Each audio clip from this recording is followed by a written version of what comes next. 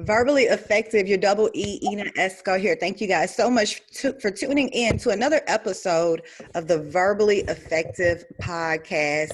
And I just want to thank all of you for supporting the Ivy Multimedia merch line. Yes, you know, the weather is warming up a bit. However, we still have your stock on Verbally Effective, A Difficult Beauty, and all of those purpose and verbally effective definition hoodies, tees, and of course the Henry mask as well. So make sure you check it out. Follow me on social media at Ina Esco. That's ENAESCO. And today I have a young lady with me kicking off this month of March. I love March. I believe March is it March Women's Month as well, I believe. Yes, it's all about the women this month.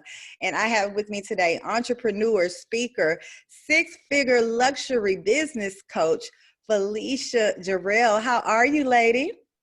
I'm fine. How are you? I am good. Thank you so much for joining me today. How's everything going? How's your Thursday morning going so far? It's going really great. It's even better now that I'm on this podcast today. So I'm excited to be here. Yes. Well, thank you for joining me. We're going to kick it off as we always do. Where are you originally from, Felicia? So originally I was born in Florida, but I was raised in Memphis. I've been in Memphis since I was 2 years old. So Okay. You know, they say you from Memphis. right. I'm from Memphis. I just was born there. Okay. And what part of Florida were you born in? Jacksonville, Duval County. Wow. I bet. Do you remember anything about Jacksonville, Duval County? No, not at all. Okay. So what brought you and your family to Memphis at the age of 2?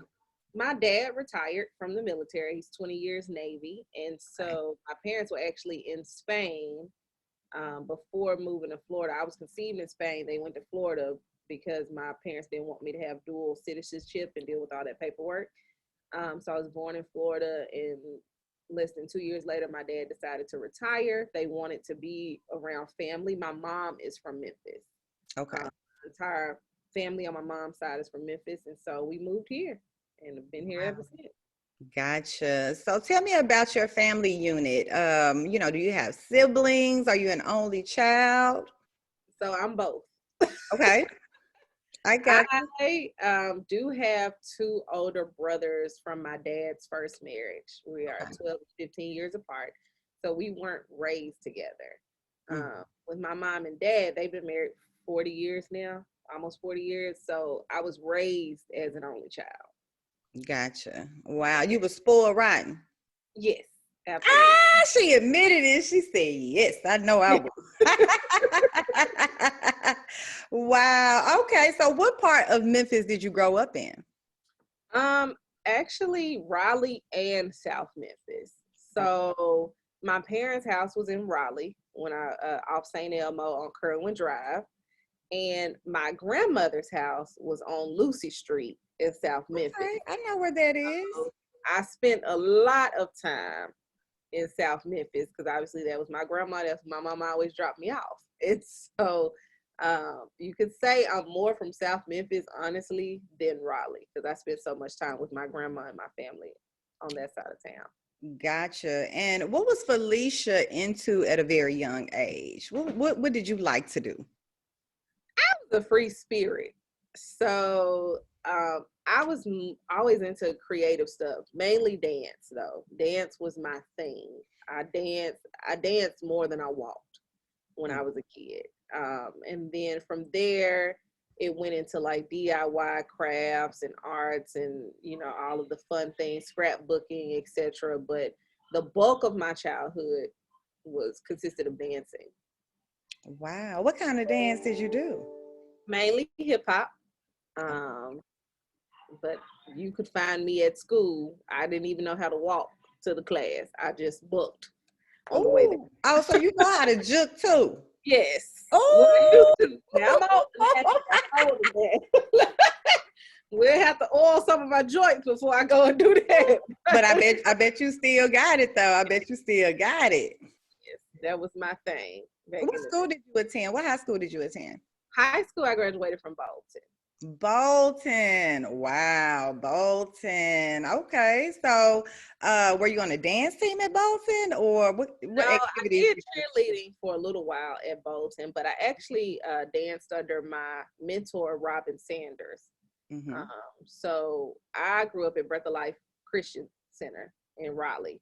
And so from the time I was, man, I don't know, like 8, 9, something like that, up until an adult, up until 18, I danced under Robin. Wow. Okay. So you were serious about that dancing, Felicia. I was very serious. I thought I was going to be a background dancer, and then I fell in love. And so, Wow. So tell me about what happened once you graduated from Bolton. once I graduated from Bolton, I started going to University of Memphis. I knew I wasn't supposed to be in college, but you go because people tell you you're going to school. So I started at University of Memphis. By the time I was 20, when I turned 20, me and my husband got married, and I had my son at 23. By the time I was 22, 23, I was done with going to school. Okay. So I'm a college dropout. I did not finish. Hmm. And then I just kind of bounced around. I worked at everywhere. Men's Warehouse. I worked at Level 2. Level two. Yes, I worked at Level 2. I What was were you doing at level two? a waitress on the weekends. Yep. So I worked at Level 2. Where else did I work? I worked at American Car Center. I worked at Iberia Bank. I was a worker. So that's pretty much what I did until I figured out how to do this. Okay, so let's talk about that because you are, like I said, an entrepreneur, a six-figure luxury business coach. Like, how did you figure out that's what you wanted to do, Felicia? So I don't know if I necessarily figured it out. I think God just kind of guided me there. Like it was always in his plan for me.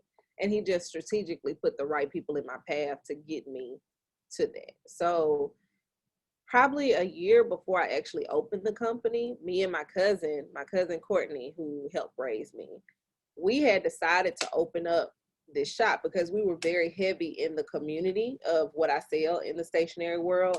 And we figured our niche would be that we were cousins, and there weren't many family members doing what we did as far as stickers and stationery and all of that. So we had the name Goldmine CoCo. Her name is Courtney, so that's where Coco comes from. Goldmine, I've been Goldmine since MySpace. I've just always considered myself a treasure. So you hunt for gold when you come this way. So I just called myself Goldmine. It went from Goldmine to Mrs. Goldmine, all of that. So then Goldmine CoCo.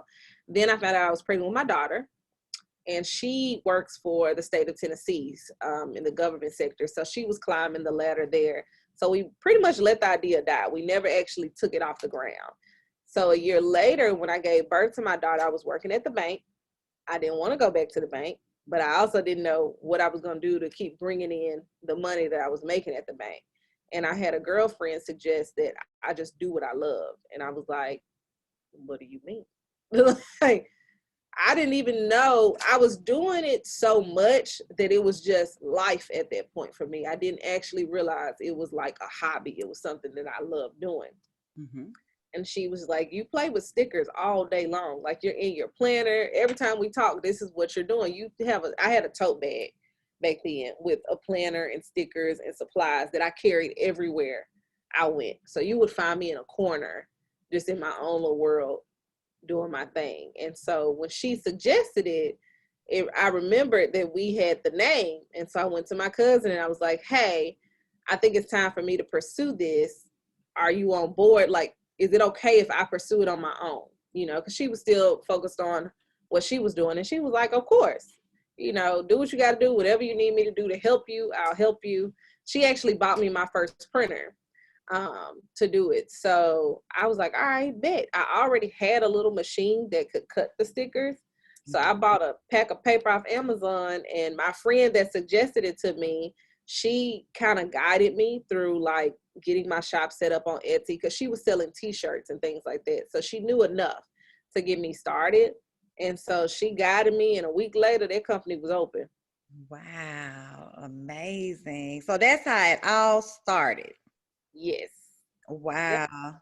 Now you said, you found a particular niche business. Like, what does that industry look like? Like, have you cornered the market in this industry, Felicia?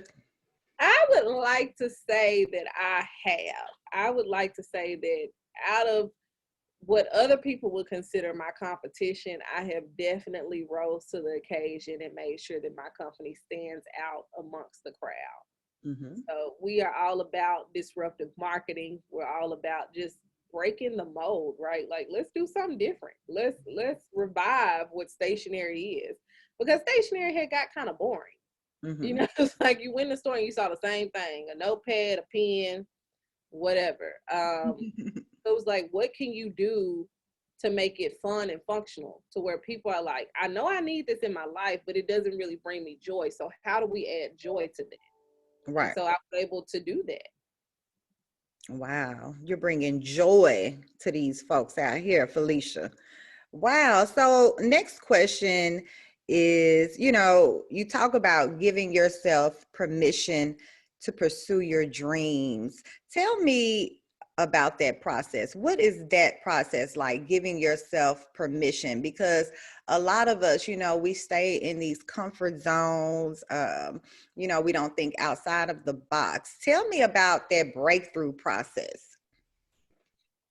Well, it pretty much goes back to my childhood. My mom always allowed me to be a free spirit. So a lot of times children, we're born into this world who we are, right? Personality, everything.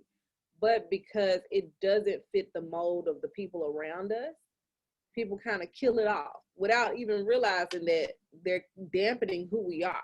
My Mhm. mom was like, let that girl fly. So by the time I became an adult, I understood respecting what my parents wanted me to do, but I also knew that I was okay to do whatever it was that I needed to do, and I would still have my parents. I would still have who was supposed to be in my life. So it started as a child. Now, as an adult, there were different things that people said to me as an adult, as we all go through that. People pass their judgment on us, and we take that to heart. And then that's when we really start to cave, right? We stop being fearless like we once were. And I just refused to let that be my story. Like, I knew that I've always been a hustler. Mhm. I think that's just because I'm from Memphis, and that's what we do. Hey, We're grit gonna and hustle grind. by any means necessary. And I tell people that all the time. Memphis is just a different type of grind. It It's is. just what it is. And so I've always been a hustler, and I knew, like I said, I've called myself a gold mine since I can remember. Whatever I touch, I'm gonna make it turn to gold because I'm willing to put in the work. Mhm. So really the only thing between me and what I desired was me, you know. So I got my husband on board. I talked to him about it, and I was like, this is what I see. This is what I can make happen. All I need you to do is be my yes man. I don't Okay. need you to talk down about it, say nothing about it. I just need you to, even if you don't understand it, just support it. And Mhm. he was like, I got you. Mhm. So for the first year of my company, girl, I spent all my husband's check. Mhm. Like, every time money came in, the bills paid, and I spent the rest on the business because I had a vision. Mhm. And I understood, one, being obedient to God, right? So you can be afraid, but you also need to be obedient, because when you choose to be disobedient, all he does is takes that same vision and passes it on to the next person that's willing to Mhm. do it. Like, don't think that the blessing that you've been given, you're the only one that can receive that blessing, Mhm. right? It's who acts on the blessing that receives the return. And so when it came to just removing fear, I love to tell my customers and anybody, learn how to walk with it. Learn how to take a walk during the day and talk to yourself about the fear that you're dealing with, and literally ask yourself the opposite of what you're dealing with, right? Mhm. So if you're like, man, I'm scared to do that, but what if I do it? Right. What's the outcome? What does it look like 3 years from now if I just go ahead and just wing it? Mhm. Don't do it perfectly. Don't worry about that. Understand that you can perfect as you go, because nobody ever knows anything from Jump Street. Like, Mhm. that's insane to think I'm just supposed to know everything as soon as I start. That's crazy. You're not going to know what the best paper quality is. You're not going to know, what the best computer is or whatever the best graphic program is. Start with where you are. Start with what you do know. Mm-hmm. And you'll notice that, like, the universe, as people say, I say God, but the universe, as people say, it will literally bring the people with the resources that you need to you, mm-hmm. that will educate you. And what I love about my experience is, because people see my hustle and my grind, 90% of the information I get is for free. Gotcha. I rarely ever have to pay, because people pour into people that do the work. Mm-hmm. It's people that don't do the work where it's like, so my fee is $5,000. Okay. Feet out. Right. Oh, wow. You know what? I find that talking with like former guests that are entrepreneurs, it's always you stopping you, right? It's like, we are the only people, we are going to stop ourselves from getting things done. Not nobody else, make no excuses. It's us stopping us from doing what we want to do and what we need to do. And I find that often on these interviews that, it's sometimes a pivotal moment in someone's life where they have that breakthrough, or they just go ahead and say, F it, I'm gonna start. Like, let's just see what happens when they finally find that breakthrough. I find that so interesting with some of my guests. Now, you are a 6-figure luxury business coach. 6 figures is a lot of money, Felicia. Tell me about this entire luxury business coach. And what's the difference between a regular business coach and a luxury? Money isn't 6 figures. That's the difference. Yeah, the money does have something to do with it. Okay. But I'm charging for value. Mm-hmm. I'm charging for value over time, right? So for me, what people come and learn from me, they are going to take with them throughout the rest of their entrepreneurial career, mm-hmm. right? So if I teach you how to fish, if I teach you how to make money one day, you always gonna know how to make money. Mm-hmm. And I should be compensated for such, because prior to that, you didn't know how. Mm-hmm. And so that's kind of where my focus is that I teach people that want to sell products how to actually make money with the products they sell. A lot of times in products, you get so focused on the revenue, right? Like, my company made 1.2 million last year, something like that. Wow. But for me, do I got it in the bank? Like, I focus on what's in the bank when it's all said and done. What profit did I make? And if you find yourself saying, I made $1 million last year, and you can't say I made XYZ in profit, mm-hmm. that's a problem. And so we get so stuck on looking at everybody around us and what people in our field are charging, not understanding their back end, not understanding how many people they do or don't have on staff, not understanding the type of materials that they're using, so on and so forth. Now, understanding how you split your profit margin, right? So if it's you, a middleman, and your manufacturer, well, that's a 3-way split. Yeah. Your price has got to be higher versus when it's just somebody in their home with a pressing machine, right? That separates the two.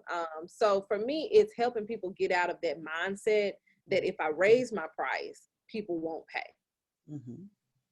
When really you're just setting yourself apart so that you can attract the people that want to spend for what you have to offer. Right. Gotcha. That's it. Wow. Do you find that is your biggest challenge with being a luxury business coach, getting your clients to set that price and be confident about it? No, I think people struggle more with worthiness, with their own internal, am I worth that? Okay. Is what I'm offering worth that? You know? And my rebuttal to that is, if you don't feel what you're offering is worth that, you shouldn't be offering it at all. Mm.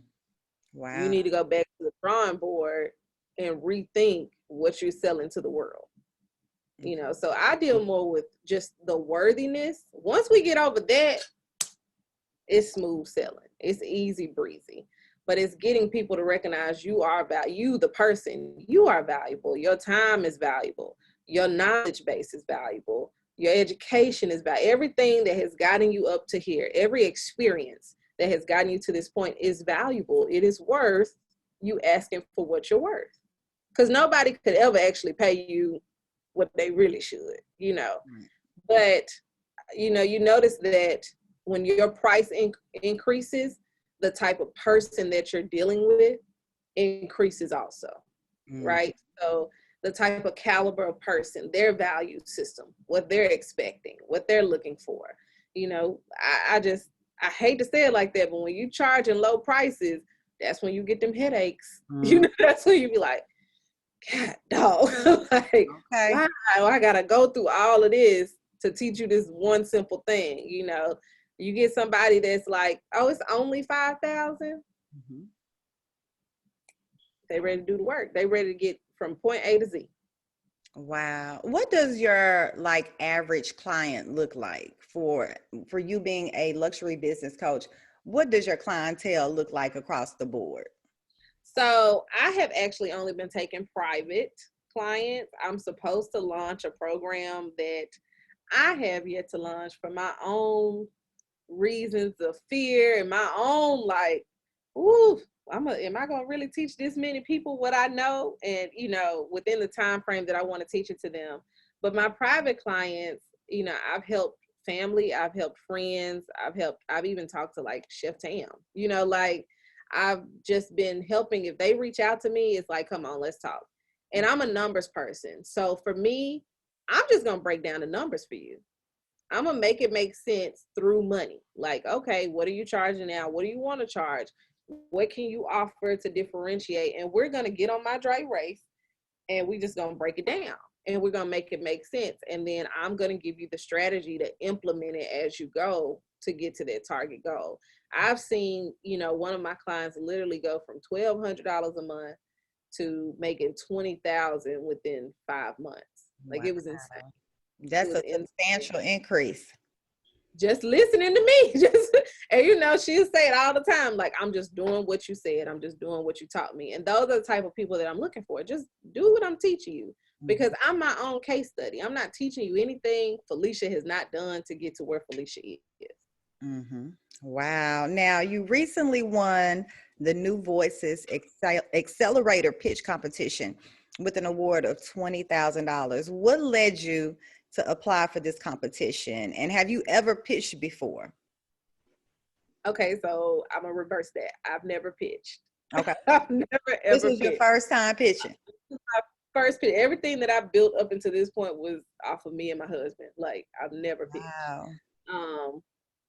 But I had received an invitation in my email from a retail company, and they were inviting me to be a part of their this. It's a few days that they were doing for like I can't say too much just yet, but it was a few things that they were doing during Black History Month for Black-owned businesses, and so with that, they also attached the opportunity to pitch for 100,000. So the title of the pitch was Pitch for 100,000, and I was like, oh, I can do a lot with 100,000. And so I had the application and would not fill it out, wouldn't turn it in. I didn't turn the application in until the day before it was due. I was sitting in my office panicking.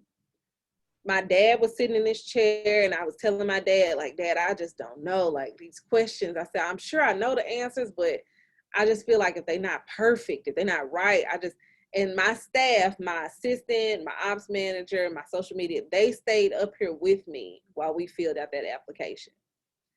And so within a week, it came back and said, we want you to be a part of the pitch. And I thought, wow, like, so afraid to just be me, just do what I always do, which is crazy. I can be me in certain spaces, and then in other spaces I feel slightly intimidated. I'm like, nah, let me just chill. And so I was just blown away by me just showing up anyway and doing it. And so I knew that I was a part of the pitch. I found out the day before I was the last person to go, and I was like, well, that's intimidating. Okay, now I'm the last person to go. And my dad was like, it's okay. They're saving the best for last. You do what you do best, you know? I said, okay. So what I did was I invited my customers. I sent them a text and I said, hey, I'm a part of this competition. I would love for y'all to show up and just be there for support. My parents tuned in, my husband tuned in, like everybody that was important to me tuned in. And the chat, you didn't even know them other companies existed through the chat because my customers just kind of blew it up. And it felt so good because I knew that there were people in the room that were rooting for me, and it allowed me to show up fully, as who I was. And so I just answered the question. I just did what I do best. And so next thing you know, they said I was the winner. Wow. So what's next, or can you discuss it? I can give a general. So what's next is that we do plan to branch off into the hotel and retail space. My company already launched in Michael's stores this past summer through a partnership with Paper House Collections. And so we may have something else coming up with that this summer again. So we're already in specialty Michael stores, but my ultimate goal is to be the first Black-owned stationery company on retail shelves. Wow. So there's walking no Black-owned stationery company right now on retail retail shelves. shelves. There's Ooh, plenty online. okay. There's none on retail shelves, It's not gonna be you. standalone. It's gonna be you. That's the goal. That is the goal, is that we break that door. We bust that door down, and we show people that, hey, we like luxury stationery too. Mm-hmm. We want to be represented too. And so that's just my ultimate focus right now. And it seems like it's all falling into play. That's amazing. Congratulations, Felicia. Thank you. It looks like everything just lining up for that ultimate goal, right? Yes. Wow. Now, tell me about the Felicia Jarrell luxury home and self-care brand. So Felicia Jarrell launched last year, and the intention was to create a self-care luxury line for Black women. And so, products that were full of moisturizing ingredients. We launched a shower oil, a hand body lotion, candle, incense, and what else did I launch? It's one more product that I launched, bath soap. Okay. And so I launched all 5 of those just to kind of test the market and see what was needed and what my customers responded to best. And so we now know the direction that we want to go in with that. I haven't pushed it as much as I typically would because Goldmine CoCo has just been skyrocketing. Right. And so with that, my next focus is actually turning Felicia Jarrell brand into a subscription box, self-care curated box for Black women. So basically doing my best to choose Black-owned companies to include in the box for Black women. Wow. And you know what? That subscription model is very effective. You already know, right? Yes, I have 2 subscription boxes already through Goldmine CoCo. It's effective. I love it. Yes. I love Yes. subscription. Wow, that's amazing, Felicia, to just know that you are a Black woman entering into, well, you're already in this field, but if you get on that retail shelf, I mean, that's going to be explosive. I know you're excited. Yes, I'm very excited. I'm worn out because it's work involved, but I'm definitely excited, especially to not even we don't hit the 4-year mark until May. So to still be a very young company with so many great opportunities. Yes. Wow, amazing. Now, I know you have a podcast, Frame to Flourish. What's going on? Tell me about this podcast, and when can we hear that next episode, honey? I started that podcast with the intention to just share my story, share knowledge, information, wisdom for people to always be able to go back and reference when they needed it. At first, it was called Treasure Gems with Felicia Jarrell, but I just got in my spirit that I needed to focus more on business. Okay. People, my customers know me for Goldmine CoCo, but when people know me, they know me for business. I like to talk about, that's what I do. It doesn't matter what kind of business. I just like business. So this year I'm becoming more intentional with it. It's kind of been on pause while I create outlines of what exactly I want to talk about. But once I relaunch it, we're going to focus on how to build profitable businesses. Okay. Okay. So you said you're going to relaunch. When is that? Hopefully by summer. That's my goal. I got a couple of things that I'm working on right now with the retail and all of that. So it should be finished by summer, and then I can focus back on the podcast. Gotcha. Now, Felicia, you are a very busy woman. I can already tell you dibbling and dabbling in a lot of things. So, what does Felicia like to do to recharge and, just get your mental together? How are you managing all of that, lady?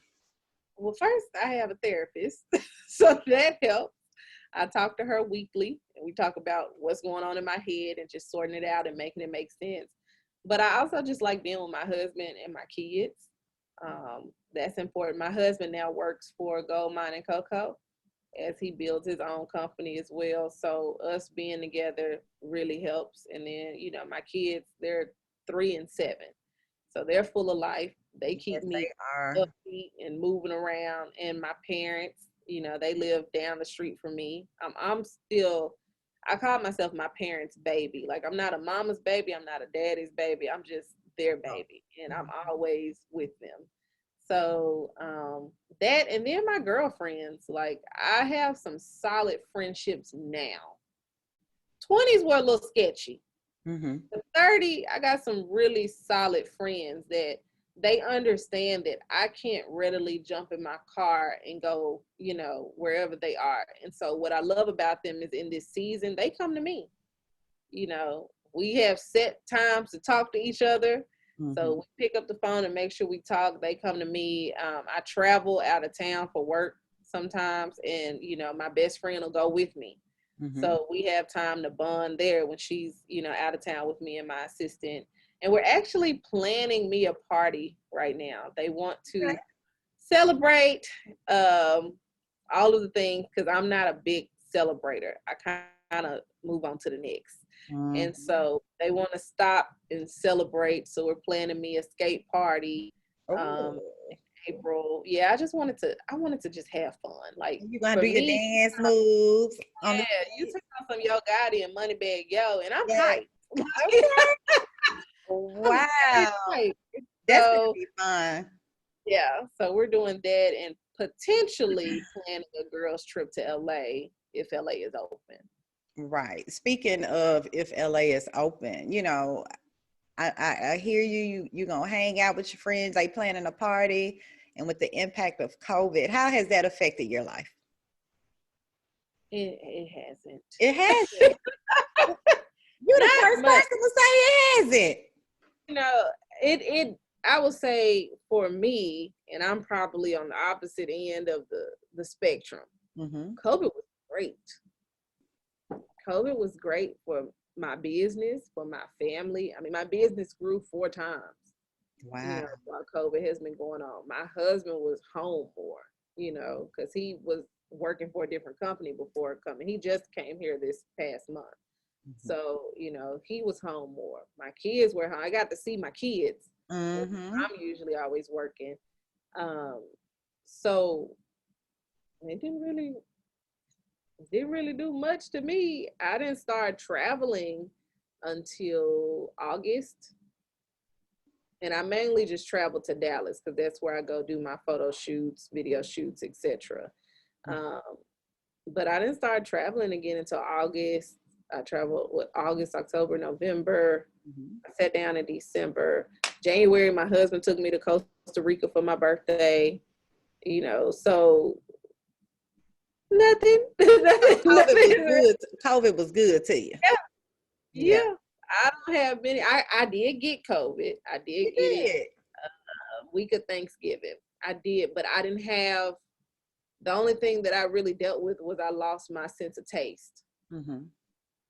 And so I tested positive and had to quarantine for 2 weeks, but I didn't have severe effects, didn't have to go to the hospital. I just stayed in my room and my kids went to my parents' house.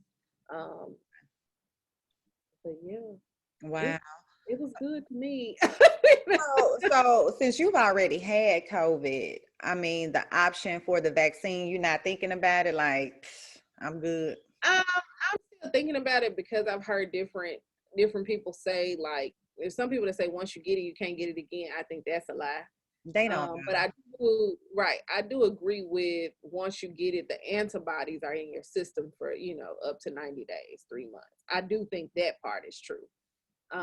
And do I want to get it this first round? No, I kind of want to treat it like an iPhone. I'm gonna wait on the update. Right, right. And how long is that gonna be? It'll Because probably be summer. I would think it would be summer. It takes them about a quarter to evaluate and run all of their numbers and see the good, the bad, the ugly, and then revise it.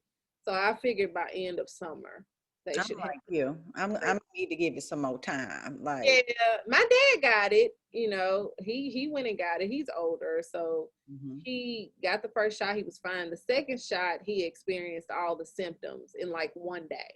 Like he just experienced the headaches, the fatigue, the loss of taste, every symptom. And then by that evening, he was fine. Mm. So, but they say the second one is the strongest dose. So people are just having different effects to it. My mama is like, no. You know, me nor my mom have ever had a flu shot. So Right. There are a lot of people like that. Mm-mm. Wow. she's like, I'm a wait. I'm gonna sit this one out until further notice. So I err on the side of my mom, like, let's just wait until late summer. Gotcha. Wow. Interesting. Well, Felicia, I have truly enjoyed you today on the Verbally Effective podcast. We've learned so much about your journey, and I think, you represent these Black women entrepreneurs well, and you have so much more Yeah. to accomplish. I want to see your brand in these retail stores, and I can already see it right now. So I already know that's probably next month, right? That's next month. I'm gonna give it next month, or maybe before then, right? You know what? If you speak it into existence, I Yes, receive it. I am. I am. I want you to let everybody know how they can get in touch with you, lady. Okay, so you can follow me. I always say follow me first on Instagram. You can follow my company at Goldmine CoCo, GoldmineAndCoCo. And you can follow me as well if you want to know more about the business program, the coaching. Once I launch that publicly, you can follow me at Felicia Jarrell _. So FELICIAJARRELL _ you can check out my websites, FeliciaJarrell.com, GoldmineCoCo.com. You can email me, email my company. If anybody wants to take the discussion further, I'm here. I'm in the city, Gotcha. what I Well, do. thank you. Thank you. Thank you so much. You are an inspiration, Felicia, and I wish you nothing but the best. I'm gonna be keeping up with you, honey. I just wish you nothing but success. I already see that you're on a fast track. So keep up that hard work and dedication, and everything that you want is coming your way, Felicia. Thank you so much, lady. Thank you. You have a great day. You too. Thank you.